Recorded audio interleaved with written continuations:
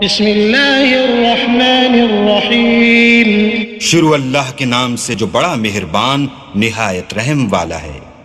القارعۃ ما القارعۃ وما أدراك ما القارعة يوم يكون الناس كالفراش المبثوث وتكون الجبال كالعهن المنفوش فأما من ثقلت موازينه فهو في عيشة راضية وأما من خفت موازينه فأمه هاوية وما أدراك ما هي نار حامية۔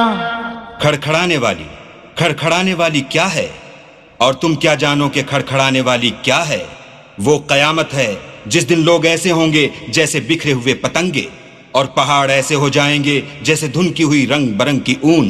تو جس کے اعمال کے وزن بھاری نکلیں گے وہ دل پسند عیش میں ہوگا، اور جس کے وزن ہلکے نکلیں گے اس کا مرجع ہاویہ ہے۔